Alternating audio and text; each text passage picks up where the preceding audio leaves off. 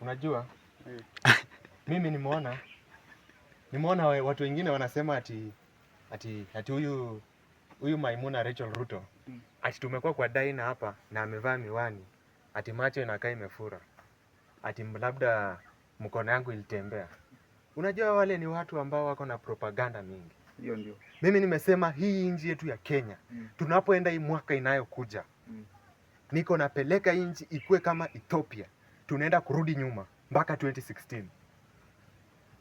Ninarudisha hii nchi ya Kenya miaka 10 nyuma. Kalenda yetu inarudi nyuma. Kumaanisha nini? Kuanzia 2016 kukuja mpaka mbele, hakuna kitu ambayo imefanyika hapa nje.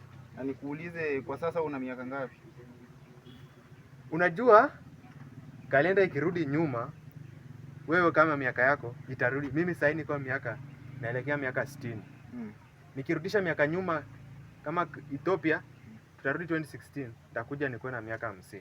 Na wewe unaona rais wetu ametufanyia kitu kizuri ambacho pia unaweza jivunia kama mwana Kenya ama Mkenya kamili? Unajua mimi niliposikia amesema we are moving to third world country. Yeah, Singapore, you see? Singapore.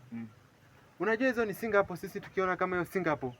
Mimi nimefurahia sana ni Singapore. Hiyo ndio. Tunafika hapo Singapore. Kitu ya kwanza amesema nyinyi vijana waoleke. Unaona? Amesema Rachel huyo Shalin akuje aoleke. Shalin sijui ako na miaka 31. Hapo amenikosea sana. Amesema 25 years and above. 25 years and above. Waoleke. Na anaishi na mtu ako na miaka 31 kwa nyumba. Hiyo ni jambo ambayo imenikasirisha mimi sana. Lakini sasa unaweza advise aje Shalin? Mimi kama Shalin Ruto naweza mwambia, nilisikia sijui ati alikuwa amemezea mate Daddy Owen, namwambia nini? Aende Andrew Kibe.